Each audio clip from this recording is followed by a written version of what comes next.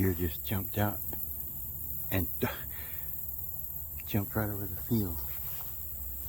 And I just have this feeling that maybe there's another one in here. It's kind of chicken to take off running.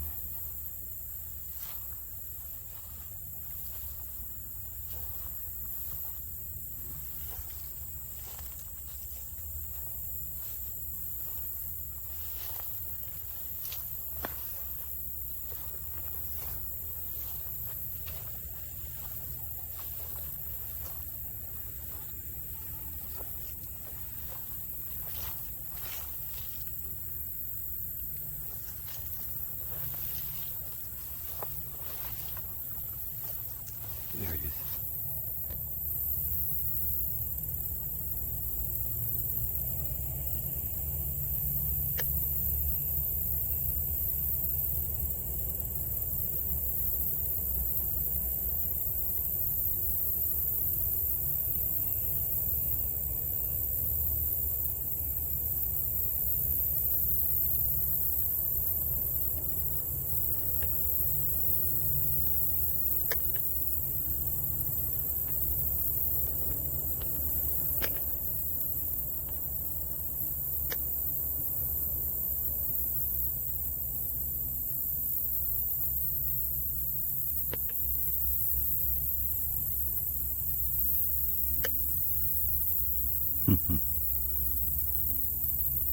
That's the baby. Mama already is the one I saw take off. She wouldn't follow Mama. She was scared, so now she's trying to get over there. There might be another one.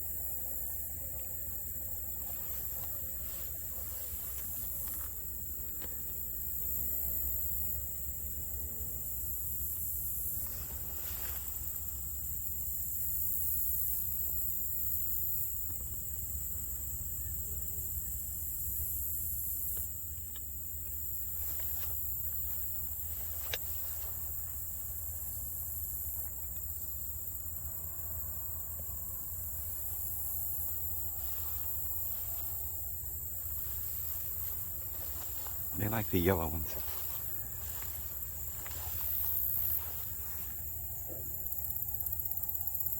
There's a little fly or a little small bee on the purple ones too. Even the wheat has flowers. I've been seeing this one, and I want to go over here and take a little picture. This beautiful butterfly.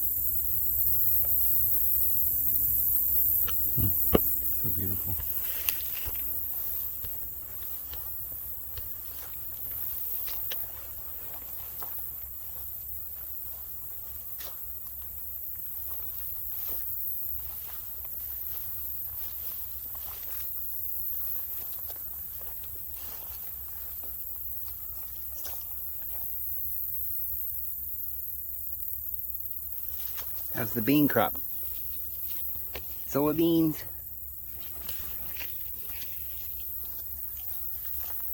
Too bad they weren't actual real plants. Come out here and you could have all the food you wanted, you know? It's all poison. Poison.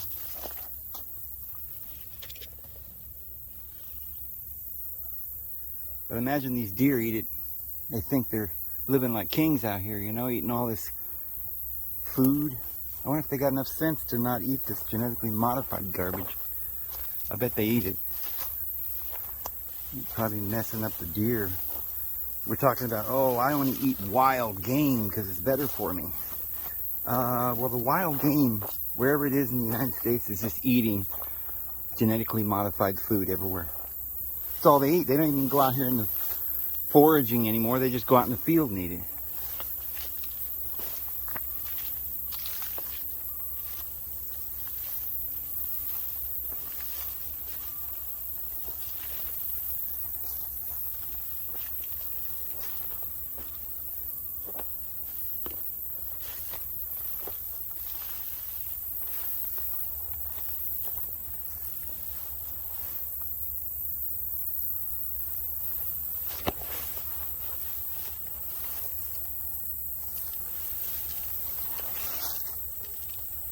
What the living heck is this?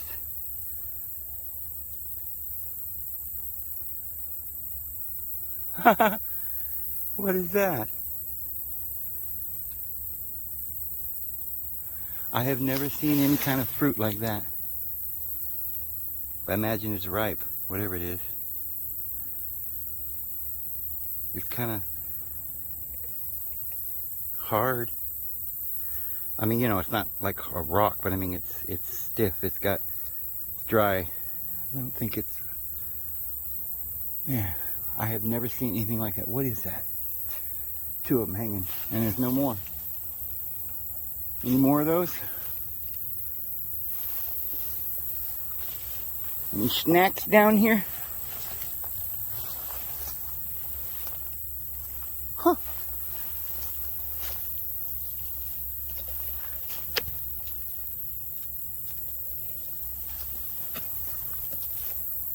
I don't see any more of those fruit anywhere. I thought that was fake. Maybe it is. They're not fake, they're real.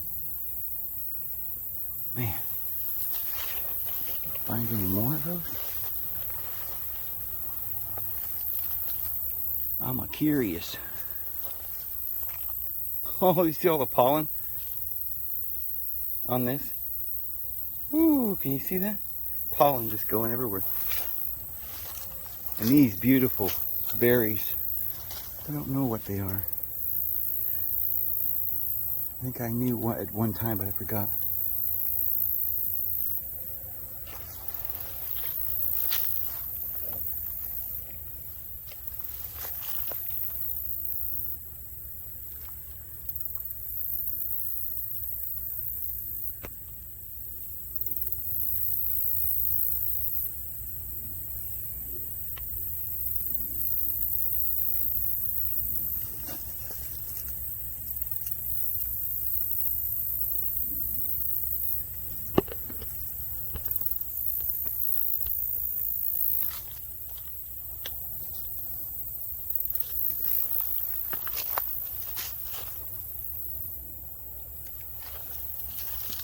Oh, almost went into her little web here. Huh. Let me pick that up on camera. There's a big web there, and I don't even think you can see it on camera.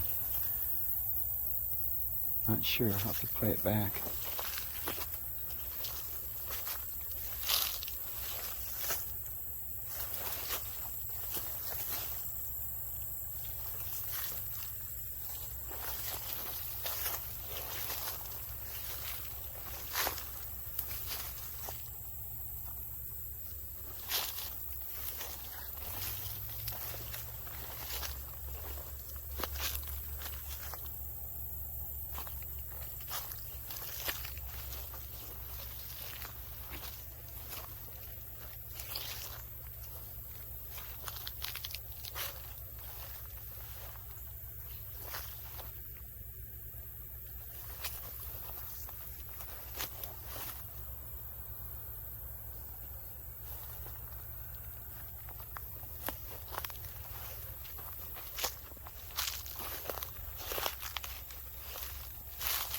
Well, the turning of the leaves is near.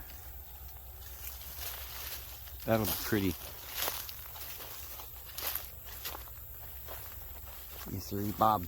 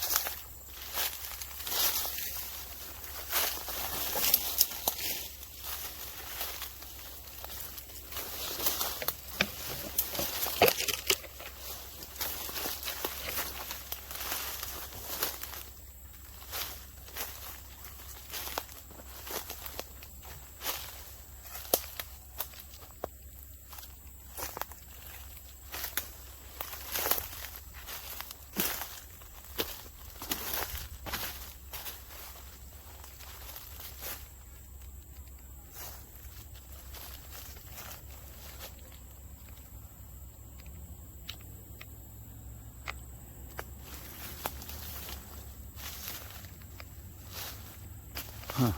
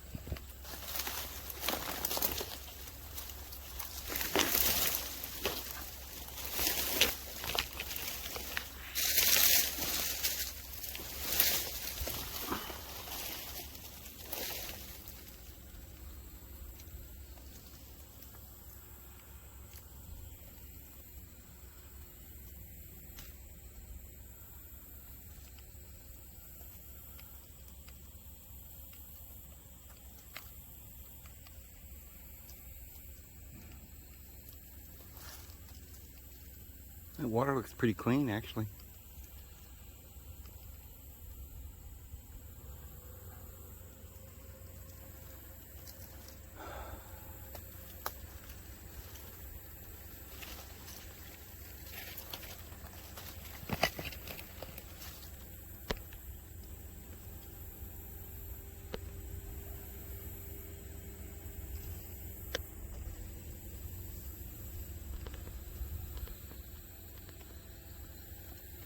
I was thinking about Babylon this morning, just before I took off. Just thinking about it, and I turned on YouTube just for a second to check comments, and the first thing that came up in my feed was this new trailer for the movie called Babylon. Ha! What a coinky dinky there.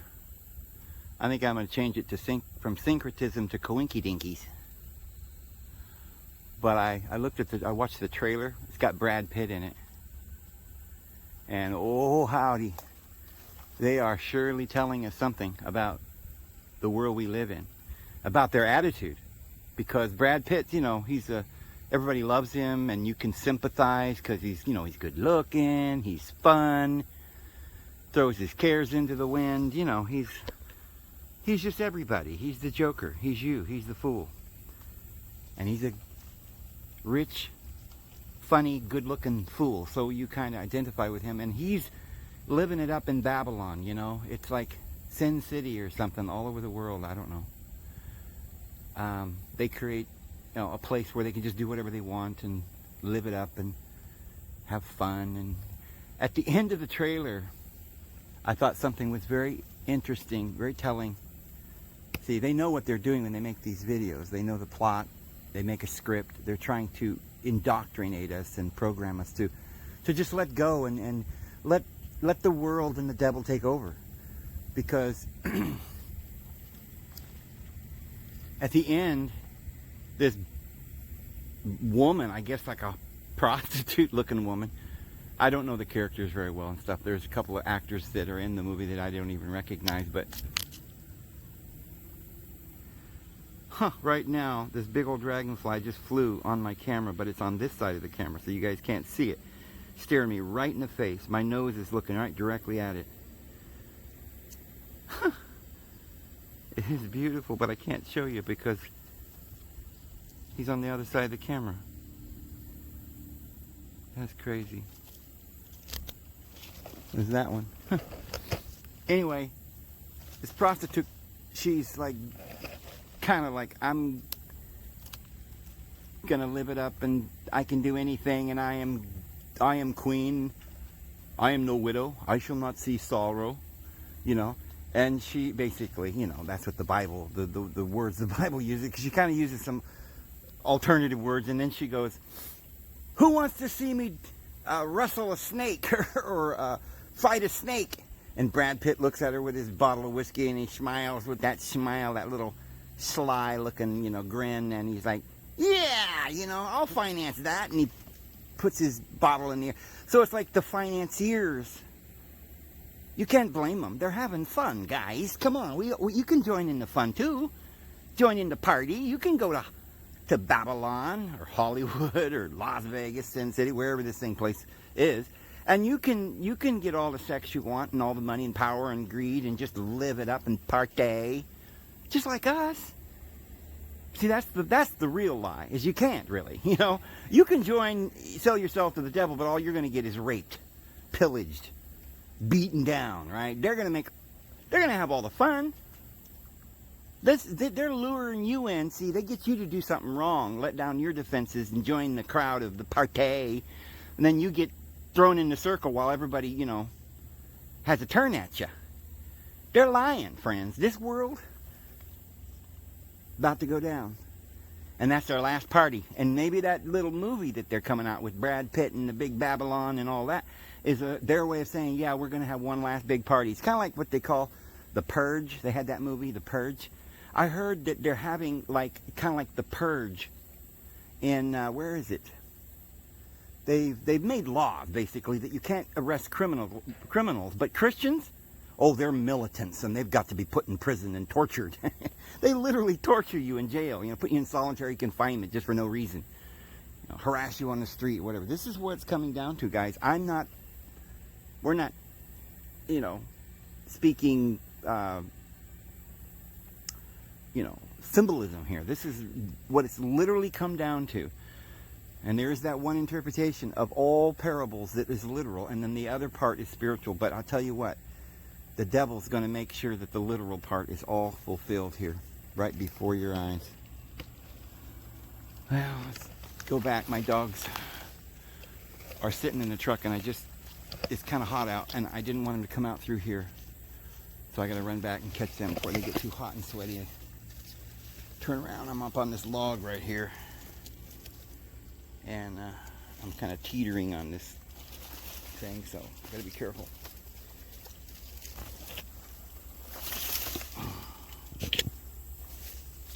Yeah, okay. We made it. Alright, do we go back to where we come? Or go out through the brush? I don't want to go out through that brush. Well, let's take this brush.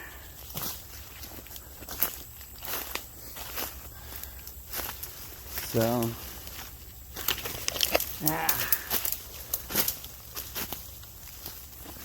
go out this way, I guess. I think we can do it. We got an old bottle. A whiskey bottle.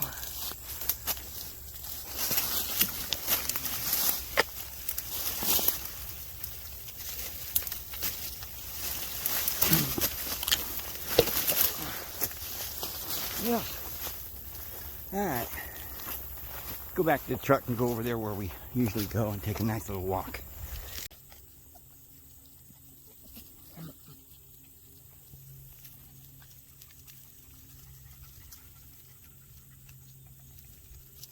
Come on, guys.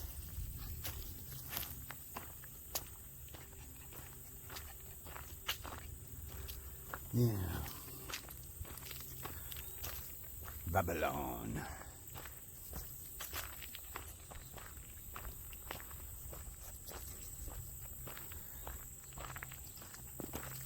Whoops, sorry.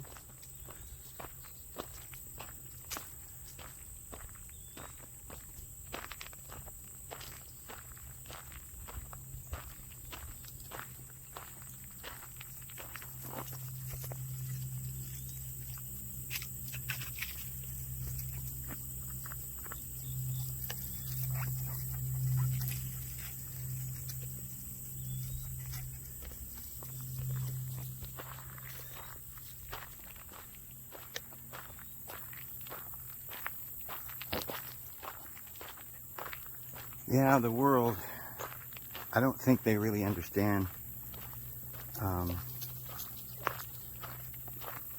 That is why I think the scriptures are so profound. And there are a lot of people that have taken the scriptures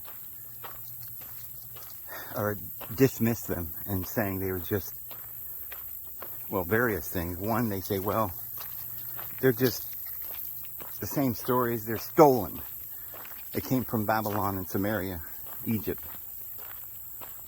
But that's not stealing. It just means it's the truth. It's just history. It's reality. If there had been just one book somewhere by some group of people somewhere in the world that wrote a book and said, this is what the world, this is our history. There were 12 gods that came here and created this, and you know, and there was this Trinity thing and this virgin birth and all of this, you'd say, well, that's just crazy talk, you know. Why would we believe that? But the fact that it's taught in every kingdom on the face of the earth, and it's the exact same story, down to the very, you know, jot and tittle, you know. The stories sometimes are told in different ways, but they're always the same story.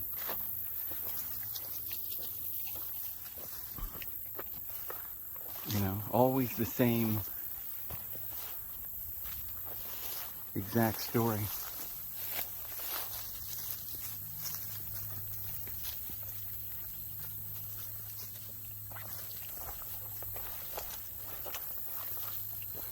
But they're written in such a way that the elite don't understand them anymore very well. And I think that's by design. When Jesus first made these parables, or said some of these parables, those that were standing there would have been able to reference other ancient esoteric wisdom from other books, and they would have known in the first century that he was talking about things they were teaching in the mystery schools. The Essenes that worshipped at the temple of Artemis and temple of Dionysius, Bacchus. They would have understood changing the water into wine. They would have understood all the things in the virgin birth. But somehow they slowly took that away from us, and mankind don't have any concept of what IHS means, or IES. It's actually IES, IES. Who Jesus really was, and who the Christ really was, and what the kingdom was, what Babylon was, how Babylon was a representation of this empire of this world, this human physical existence where we're building and advancing in knowledge. You say, well, how come if Babel was the gate of El, it would be a good thing? And then all of a sudden it's talked about in such a bad way in the book of Revelation. Well, because just like Adam and Eve did not do anything wrong by partaking of knowledge, entering into this world, building three-dimensional pyramids and growing and learning and even dying. I mean, that's it. You take up your cross and follow the Lord. He ushered Eve into this, and Eve is the one who initiated all of us, the mother of all living, just like Deborah was the mother of Israel, who gave us the mysteries. Because you see, ultimately, everything comes from a mother's womb. If you go back far enough, everything was just born out from within the past into the future. From the bottomless pit of that vagina, from that hole where no one knows, how in the world it grows in there. It seems to grow in there, miraculously, and then what is born is such a miracle. Creation, the mother of all living. All these amazing truths and ceremonies that were about rebirth, even the Jewish mysteries. Today, people like Jehovah's Witnesses and Mormons and everybody, they're all focusing on this Passover. It's like, that's all it's about. And Jesus, when he came, it's all about the Passover, because he came to die. Okay, but that wasn't the place where mankind rejoices. We rejoice at Pentecost, 50 days later, when we have the good harvest. But even the harvest isn't going to be so fun, because when you go harvest, you have to do a little work, and the angels, of course, are the reapers, but they're going to take all the things that offend and hurt others and are troublesome and evil. They're going to take them and bundle them into big bundles and burn them with fire. It's about over. But the people of this world don't understand what's going on. They've lost the mysteries, because back in the day when they had these mysteries, there was some elite that knew that this was very powerful to have this knowledge. Mankind could become like God and be at peace, and nobody be, they wouldn't be able to manipulate and pillage us and destroy us and enslave us if we had knowledge. So they had to keep the knowledge from us, so they didn't tell us what these parables meant. But Jesus wrote, whoever wrote the New Testament down, wrote it down in such a way, the whole Bible, that the wise, in their own eyes, will think they know what it's saying, but they don't. And the little babes will be able to understand. He reveals it into the little babes. What does that mean? The ones who aren't royal blood kings and, emperors and all of this. Just people that didn't go to school, right? Didn't get a PhD or whatever. They hid the higher priesthood, but in so doing, after a couple of generations, they themselves forgot the truth. And because, in order to grasp truth, you have to have wisdom, and you have to have courage, you have to have love. All these things have to be together. They thought they could get away with just having the knowledge, but using it for evil. Like you hear a lot about black magic and the occult being, very powerful. Instead, it's not powerful. They can mesmerize children. They can beat up little harmless, innocent babes. They can rape their women. If they can, and probably not one-on-one. They'd probably have to have 4 or 5 other, pedophilia entourage to even take down a real woman. But that's what they do. They get like dogs in the pack, and they just rampage and tear and rip and they're vicious. And they never allow us to know the truth. And every time we have a book that just tells the truth, they ban it. They vilify the author. They use intimidation. They get us to believe in armies and prisons and get us to believe in the law, but they don't believe in it. So they don't allow the institutions, schools, to teach the truth. Only in areas where you go and you get secret initiations. But the problem is, after about 500 years or so, they had forgotten themselves what these teachings meant. They're just symbols now. Which is exactly why Jesus put them down in symbols to start with. Enoch, right? Put it all in symbols. Enoch is the same as Thoth and Hermes, and the same as Jesus. He's the one that originally put all this down in these monuments and stones and stuff, knowing that the priesthood would be corrupted, knowing that there would be apostasy, and it says right there that they're wise in their own eyes, and they think they know everything. But all they have figured out is how to manipulate and bully and accuse. But what they don't know is that once they get all powerful and all fat and sassy off the blood of their victims, and they're laying around gluttonous wine bibbers, laying around in their orgies, that's when we come in. Because they've accepted their own stupidity. Now they're all going to go off and get circumcised, even though they're not young ones anymore. You're supposed to do it when you're born, right? But no, they wait till they're adults and they decide, oh, we found that there's this old covenant of death and vengeance, but you've got to all get circumcised. Right? So they're all 30, 40-year-old men laying around in pain in their own hospitals, getting their own surgical treatments, right? Believing this is somehow the right path because they've been deceived so bad by their own lies that now they're too weak, fat and lazy, that they're literally dying from their own ignorance and don't know how to fix it. Now the world is falling apart around them, and their only response is to blame it on us little peasants who never had anything to do with it.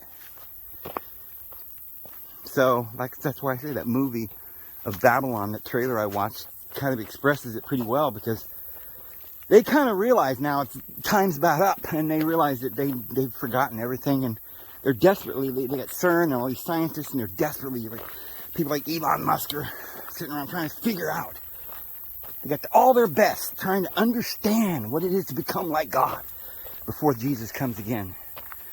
They want to defeat Jesus. They want to defeat the Lord. And they think it's materialism. They still are fooled by their own stupidity. They're trying to build bombs and keep us down. They're concentrating too much on keeping the peasants down and keeping us ignorant, that they've made themselves fools. Made themselves ignorant. And now they can't find the truth anymore.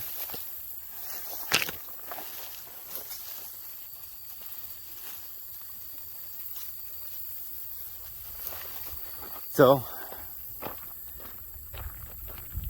they stop and they look around, and in their little stupor as they're standing there half drunk and they can't really focus, and and they start, they're having a big party and they're all together cheering each other on. Yay, yay, kill her, massacre them, keep them down as slaves. We are gods and we cannot be defeated. And as they're having their drunken party, their one last hurrah, their drunken orgy, and they're in mass slaughtering everybody, and they're killing each other in this big final drunken orgy.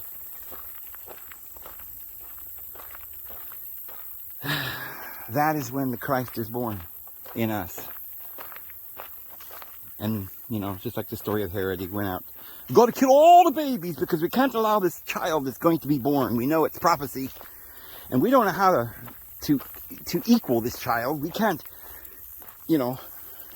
share the throne, or just, if the child's so powerful because of love, we could join the child and be love ourselves, be friends, and share the kingdom. No, we've got to kill the baby. But in their ruthless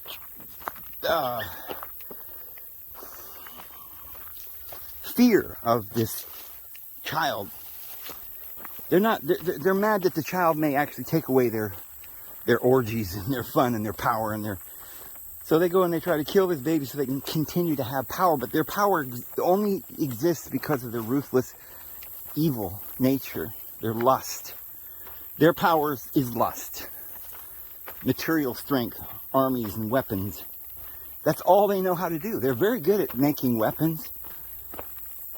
Subterfuge, lying, deceiving, actors. They're good actors, right? They're good actors. I mean, think about it. Every department of government we've got, whether it's NASA, they're actors. CIA, they're actors. You know, because they're just pretending that they put... I noticed it on the television. There's constantly shows out there that show you how the police intimidate. And we watch them and think, oh, these great, amazing truthers are keeping these police honest and filming them and everything and showing us what they're evil that they're doing and exposing them. And the truth is they're doing it. The elite are putting these out. These are intimidation videos. They're showing you, see, we can go up and they can lie to you. We can beat you up. We can take you to prison. Nothing you can do about it. We win. Period. And you're done. It's just, these are just actors. Everything's a big stage. Whenever you see anything, remember, it's not going to be for our benefit if they're putting it on television. It's just to intimidate us and frighten us and make us feel helpless and take away our will to live. That's the only thing they have left is intimidation, threats, because they're not even allowed to hurt us. And they're not physically strong enough to hurt us.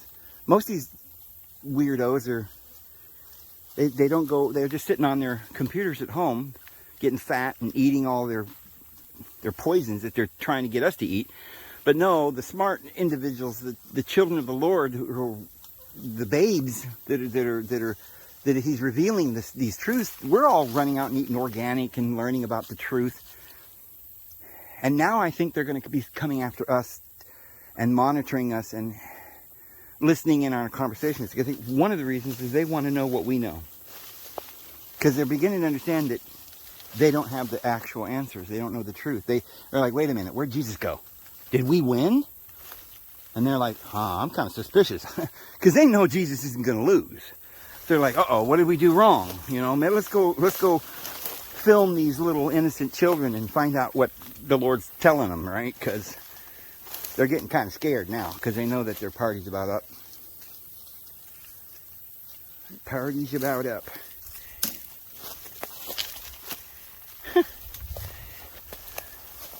I would call her Little Miss Piggy, but I don't know, that might be a derogatory thing to say about my sweet little doggy. Nice little place to go fishing. That's why there's a trail through here. I bet somebody comes down here and goes fishing all the time. This is their favorite spot. Oh, look at that.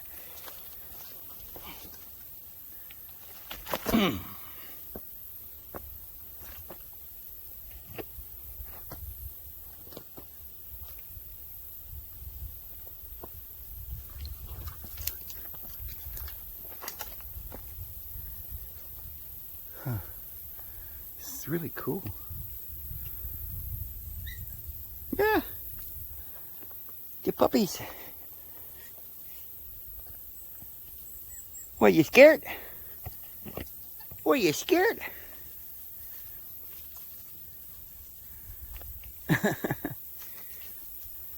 They'll find a way to get over here, but I don't want them to do that. They might fall off in the water and then I have to go down and get them. Just stay there, honey. I'll be back.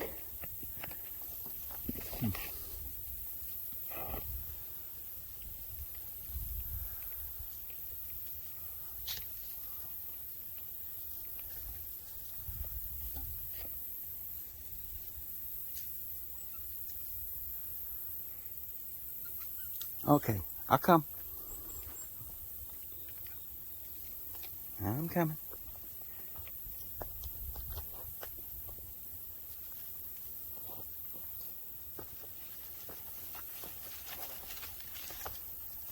Yeah. Let's go back on the road. I don't even have names for him. I was going to call this one Little Blue, but she didn't. When she was born, I thought she looked a lot like her grandpa, but she doesn't really. She has a lot of different colors. But I did have a dog one time that I called Blueberry that looked just like her. My dad used to say he didn't like hounds. You know, remember the song, Ain't None But a Hound Dog? And I'm kind of thinking that dog turned out a little bit like a hound. Where'd I get a hound? And all these other dogs look like huskies and shepherds. Crazy.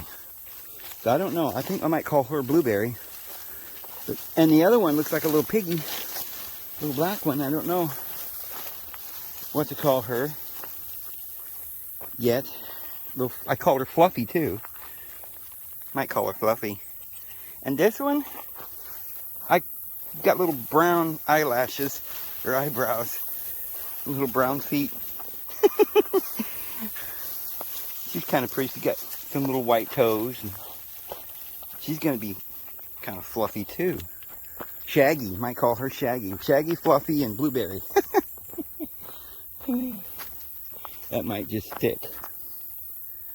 I'm not good with names and animals. I usually call them a human name. Like, you know, I had dogs. For years I would call it, by every dog, if it was a female dog, I'd call her Maggie. Because that was a name that my uncle used to have, a dog named Maggie. Oh, Maggie, you came and you left without warning. And I sent you away, oh, Maggie. I think that song's Mandy. I was saying the wrong word. But no, I used to call them all Maggies. And then for a long time I'd call him Buster. All the dogs, as boys, I'd call him Buster. That just seemed like a... And then I got on this Blue thing, like me and you and a dog named Blue. But I'd say Blue instead of Boo. And I don't know why. It's the way I used to name my dogs, you know. But way back when I was younger, I had a couple of dogs. And I'd call them Dogie. Dogie. Or dog, you know, just dog. But I might call you Dogie. That was the cutest thing. Oh, look at the leaves. They're turning red. Oh, it's beautiful. Oh, I love it. Fall's coming. I bet it's not even cold here in the winter. It's going to be a nice winter. But I got one foot out the door, man. I tell you what, I'm just about ready to head out to New Mexico the way things are going. We'll see what happens on the 24th. Actually, you know, everybody was saying September 24th. That's something big's going to happen. But I happened to accidentally put September 25th. And I looked it up, and Feast of Trumpets is on the September the 25th. So if anything's going to happen, it's probably going to be the 25th. By some divine... oh, look at all these. It's like bananas. Like, it's almost like... bananas, a kind of banana or something. They get big and they just hang off these trees. And this looks like hoarfrost or something. What is this? Such beautiful things.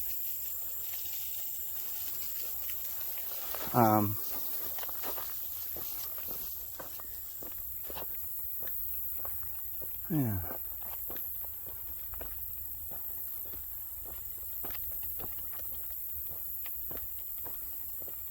So everybody's, you know, thinking that Babylon's such a bad thing because they don't realize the actual story all the way to the beginning and the end. They don't understand really what this represents. It's the world that we live in. There's nothing wrong with it. The Lord loves the material world. But she's lost her covenant relationship with the Spirit. And she's going through the mysteries. She's being initiated into death. It's not, it sounds so scary. It's like, oh, all these symbols. We don't understand rebirth. That's pagan. But it's an explanation of this world we're living in. Few Christians understand.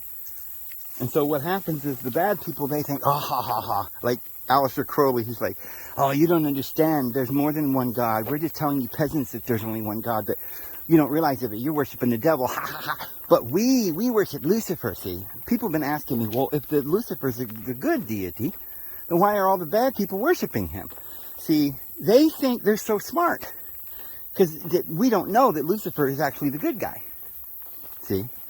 And they're like, ha, ha, ha, we just got them fooled. They're out there worshiping Yahweh under law. But they're not under law. They're not slaves. They're free, see? But what they don't know is that they've been lied to.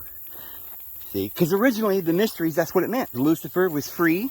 Free of what? Free from slavery? Yeah. But they got it all backwards now because they've been told that they got to somehow reconcile their pillaging and their evil. So they say, oh yeah, see, we can be evil because we're free. So it's a backwards logic. How Paul said that some were saying about his teachings that, if grace is good, then let us do evil, that grace may come, And he said, no, that's really, really convoluted. A child would know. An innocent, true, living child of the Lord would understand. That's not what we mean. That's not the truth. But these ignorant fools, they're gluttons, They're lustful little wine-bibbing gluttons. And that doesn't mean that they drink wine. It means that they have a covenant of lust and death, right? It's their old covenant. They don't even know that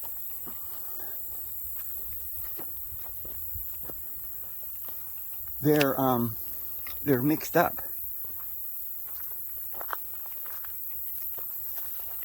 And they've forgotten. They don't understand the truth. They don't know. They literally are so ignorant, they don't know. Even many Christians, same way. They can't comprehend freedom. They think that's evil. You've got to be under law. Why, that's terrible. What would you do then if somebody murdered somebody, And you're like, if people murder, they have hate in their heart. What kind of spirit is that? Where is that coming from? Lust. That's from this world. We don't live under this guidance of these bums. Who are anticipating evil. And then they preempt evil by doing evil and all this ignorance. We've never been taught how powerful love is. When you love your children, they love you back. You love your wife, she'll love you back. You forgive them, they forgive you. Human beings aren't evil. That's one of the biggest lies that these people have got into their heads that they can't get out. This original sin thing, that we're all evil and I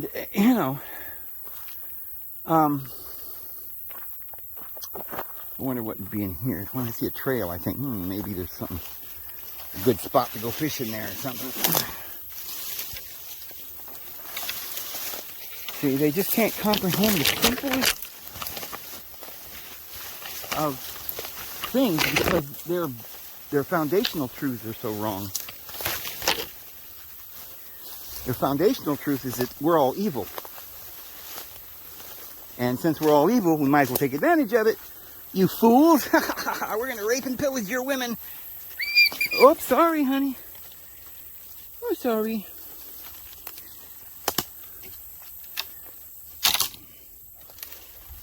Okay, is this a fishing spot or just a trap? I don't think it's a fishing spot. Might have been at one time. There's no way to get down there.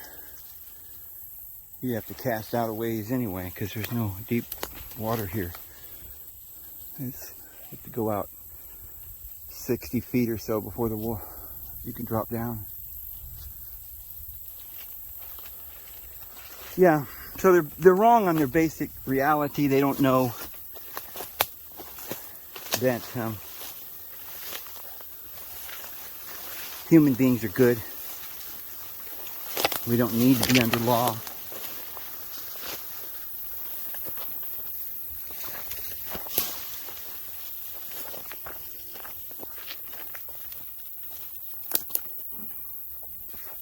I got stuck with vines around my leg.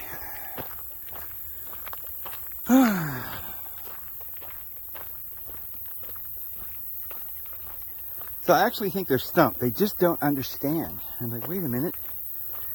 We've got the real truth. We worship Lucifer. I don't understand. How could we be wrong? They're the ignorant ones. We've taught them to worship the devil. Now, somehow, we're wrong? And see, the problem is while they deceived us to think that Lucifer was the devil, the one thing we never forgot is that evil is bad.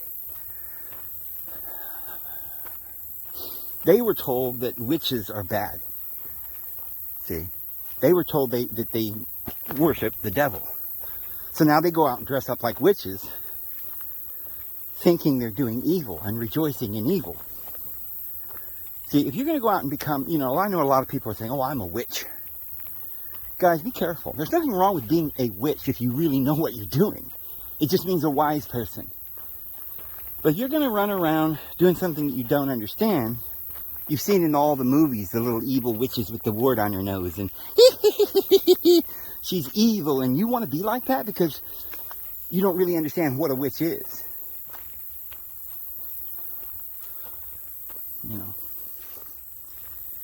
If you know what you're doing, you have no sin.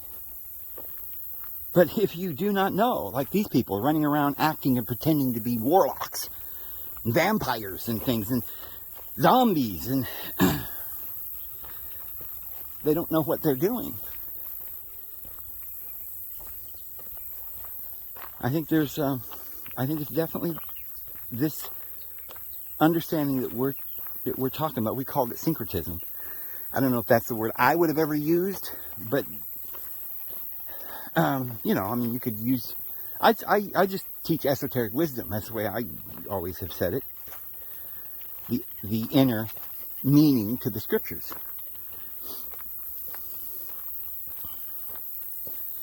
But it seems like this word is taking off, and there's people in Christianity now that are feeling threatened by syncretism. Where are they getting this information?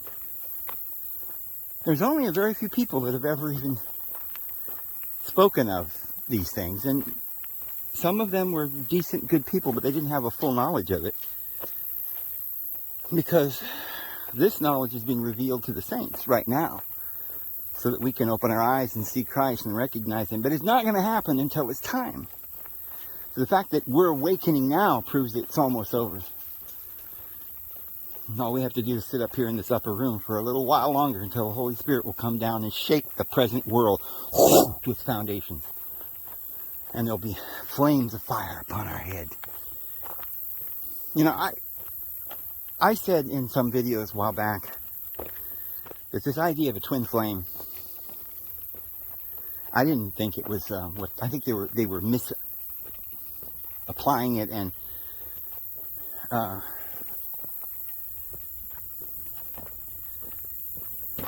exaggerating a lot of it, and misleading is the word I was looking for, people about this twin flame thing, getting people to think it's all about finding some partner in life, almost kind of taking it into the lustful realm and the loneliness, and oh, I'm lonely and I want my soulmate so we can make mad, passionate love every night. We'll be so in love, we'll never get tired of making love, and this will be my soulmate. So these things kind of got started, and I kind of thought, nah, they're just kind of misleading people. It's about spiritual things. We have two energies. The physical energy is going up, and it's negative and positive, And there's a lot of physicalness that we have to take into consideration. The physical part is real. It's the manifestation of the mind. So I always say that we're like a body. I mean, our bodies are like a battery, I should say. We're not a generator, because generators produce power. I mean, our being is a generator, yes, okay? Our thoughts generate and manifest the physical. But we feed off of the thoughts and images around us as well. We live in our thoughts, and other things can affect us. We can feed on negative energy and get weighted down and get very sick. So we're, in that sense, we're like a battery. You take a battery and you use it long enough, the nickel plating wears off, or the cadmium, or whatever metals they have in there, two dissimilar metals that make a flow of energy. And then to get the flow, they have to fill it up with water, or kind of a mineral water, like a very acidic water, which is what the electricity flows through, as a conduit. And you charge it up with so much energy, and then you can use it until it's finished, and then you can't recharge it anymore. So we humans are created in such a way where we don't wear out. We repair ourselves. But we have to drink the parts that go in to repair. We have to eat. So we get our energy from breathing the air, the sunshine, and the food. And there's little energy patterns, vibrations is what these trees are. They're vibrations. We feed off of our surroundings.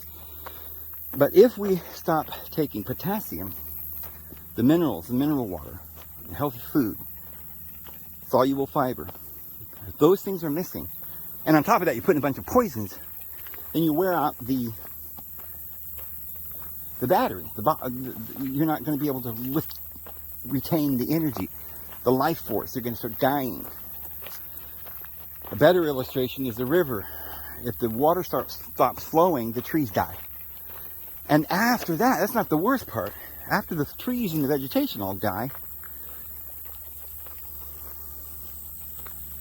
then all the animals that had life, even the plants, the decaying matter is decaying, rotting, and bugs and fungus that doesn't normally belong there is eating and killing everything.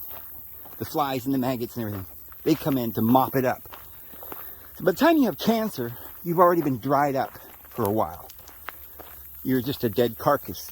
Now, when you have cancer, your brain's still alive. You're watching this whole process, but you're watching the fungus and the bugs come in to take your body out. So how do you fix it? Well, how do you fix a river? You put water back in the river, and then the plants start growing again. pH level changes, and those other bad things, maggots and stuff, all go away. The dead carcasses all go away. And life begins, and it returns. And so all we have to do is start drinking mineral water and eat whole foods so we can keep and retain that moisture and those balanced minerals. Our gut is made out of potassium, the lining, and sodium chloride. Our blood has sodium chloride in it. You put saline in your veins. Saline is sodium chloride. And it has to be in a perfect balance with potassium and all the minerals in between. And if you don't have them, you die. That's why this needs fertilizer, potash, potassium, alkali, calcium, nitrogen, sulfur, phosphorus. All of these minerals have to be in plentiful balance to make the crops grow. They have to have water, which is how they get those minerals. But they don't have minerals anymore because the water they're using is sewer water, and it's got arsenic and poisons in it, and then they're spraying chemicals all over everything. But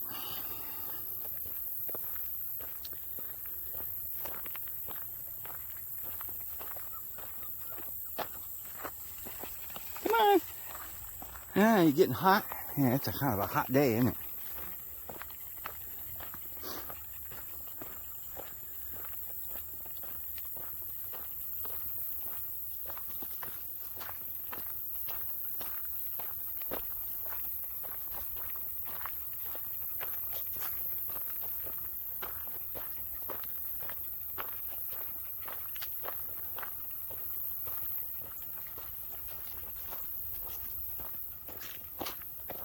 So if you look at the elite, you see they're dying.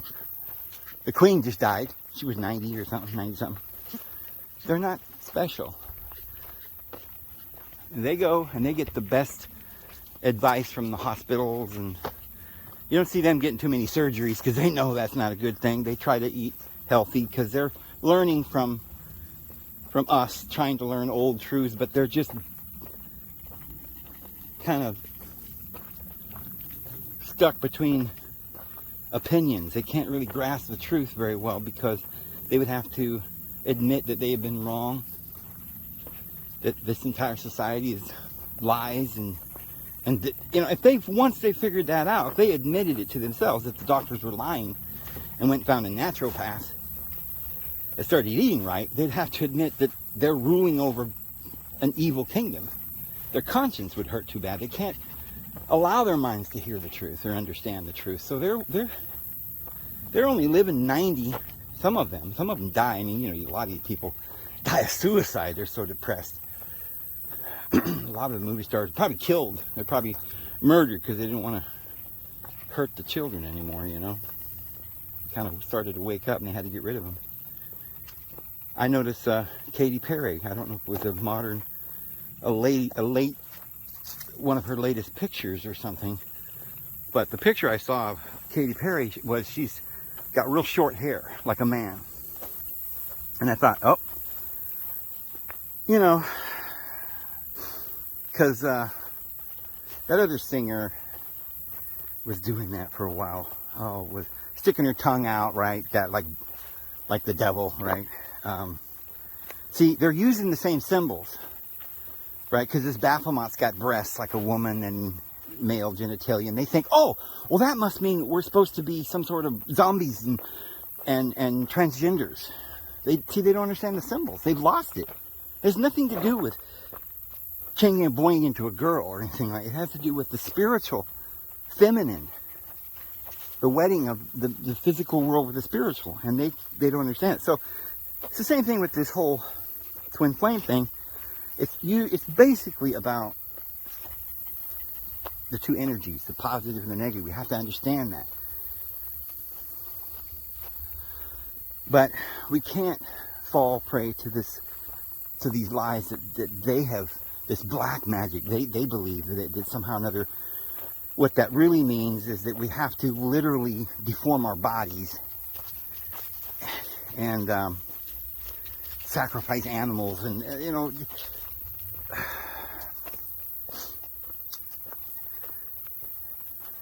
you can just choose whatever God you want. I know a lot of these churches that, what do they call it, Wicca. When you join, I guess somebody told me that you just decide whatever God you want to worship.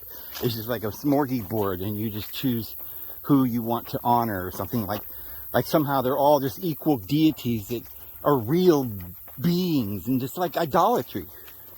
Because you miss the whole esoteric meaning of the scriptures. I'm not saying you did anything wrong. We're not under any law. But we've got to understand that this whole thing about the twin flame is not, it's not primarily finding your other half. Although I do believe we do have one. But that will come immediately as soon as we're ready for it.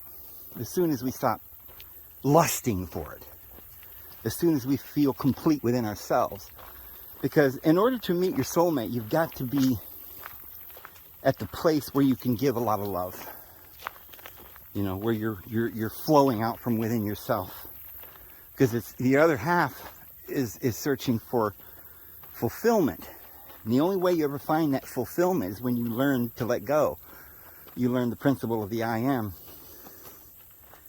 So as long as you're looking for your soul, you'll never find it. As long as you're lusting behind every door. Oh, I hope this is it. I hope that is it. Oh, I'm worried about this or that, or the way I look, or, you know. We don't have to worry about the way we look when we're living right. We're eating right, and we're getting exercise, and we don't lust for, you know, like, oh, I'm lusting for this great body, so I'm going to go get liposuction. You're actually, people see the lust or the look in your eyes, that your only purpose is to, it's like you're this big magnet just sucking everybody in, and you don't care about anyone else, only your own pleasure. You can't, that negativity, that lustfulness does not attract your soulmate. However, I do believe that we do have a twin flame, and I think the 144,000 are made up of 72,000 males and 72,000 females. I really do. So, I think there will be kind of like a mass wedding, because as we awaken, and as we feel more and more complete and in tune with the I am, as we awaken and recognize the Christ, immediately, like that natural force of the universe, the two halves just become one naturally. They just find themselves. It's like a dream. You're having a dream and you're scared, you're panicked, and all of a sudden there's monsters. And then you pull it together and you find peace, and the monster disappears and everything becomes a paradise. Just out of nowhere, just all manifests right in your dream. Well, that's exactly what this world is. It's just a dream. And all the things that you need will manifest instantly when you understand that they're already yours. That's why Jesus said, when you desire anything you desire, when you pray, you must believe that you already have received them, and then you will. You have to already know that it is already with you. It's not something you're going to get. You keep lusting, I want to get that, then it's always a want. And that prayer is this desire to get stuff and consume it upon your lust. And you're never full, you're never happy, your cup is not well filled, your table is empty. You have lack. I am sick, I am dying, I want. Then you're going to manifest that want, that lack. But as soon as you stop thinking it's outside of yourself and you just accept the moment,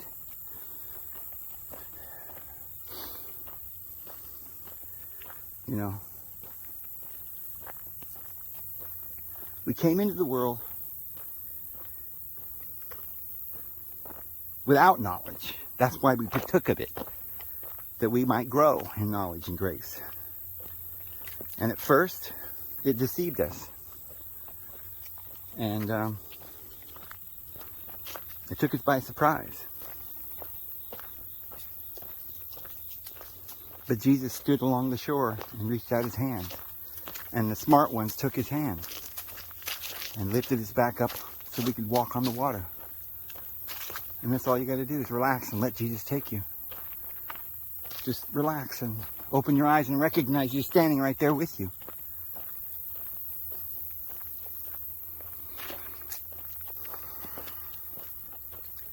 I am the resurrection and the life, Martha. Whoever believeth in me will never die. Oh, boy, it's beautiful today, but it's really hot and muggy. Huh.